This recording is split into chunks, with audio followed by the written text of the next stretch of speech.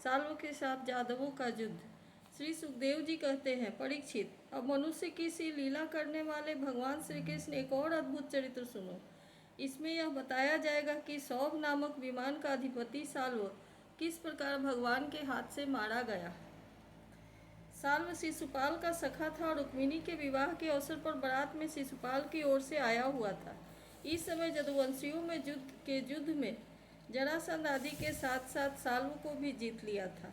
उस दिन सब राजाओं के सामने साल्व ने यह प्रतिज्ञा की थी कि मैं पृथ्वी से यदुवंशियों को मिटाकर छोड़ूंगा। ये लोग मेरा बल पौरुष तब देखेंगे। परीक्षित, मूढ़ साल्व ने इस प्रकार प्रतिज्ञा करके देवाधिदेव भगवान पशुपति की आराधना आरंभ कर दी।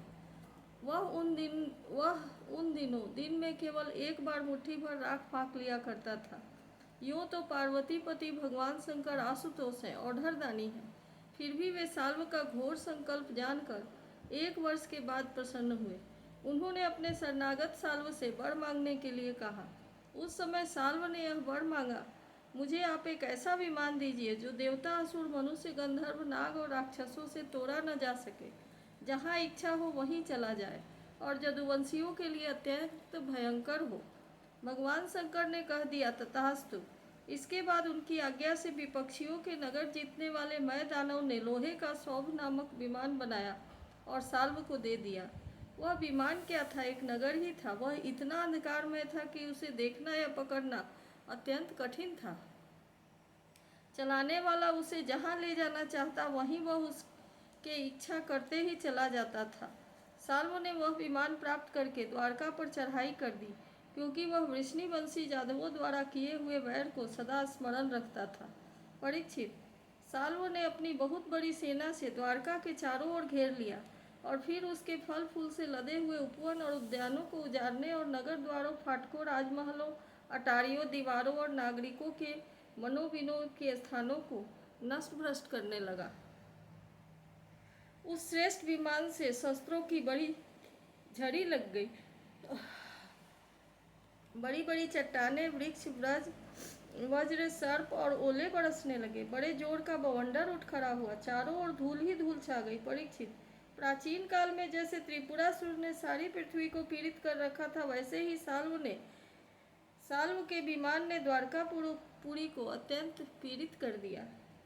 वहाँ के नर नारियों को कहीं एक क्षण के लिए भी शांति नहीं मिलती थी।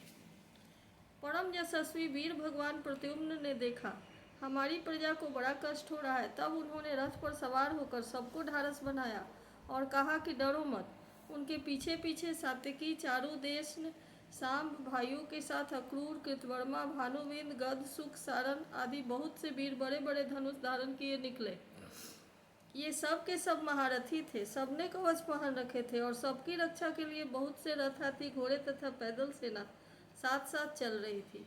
इसके बाद प्राचीन काल में जैसे देवताओं के साथ असुरों का घमासान युद्ध हुआ था, वैसे ही साल्व के सैनिकों और यदुवंशियों का युद्ध होने लगा। उसे देखकर लोगों के रोंगटे खड़े हो जाते थे। प्रद्युम्न जी ने अपने दिव्य अस्त्रों से क्षण भर में ही सौपति साल्व की सारी माया काट डाली, ठीक वैसे ही जैसे सूर्य अपनी प्रखर किरणों से रात्रि का अंधकार मिटा देते हैं। प्रद्युम्न जी के बाणों में सोने के पंख एवं लोहे के फल लगे हुए थे। उनकी गांठें जान नहीं पड़ती थी। उन्होंने ऐसे ही 25 बाणों से साल्व के सेनापति को घायल कर दिया। परम मनस्वी प्रद्युम्न जी ने सेनापति के साथ ही साल्व को भी 100 बाण मारे।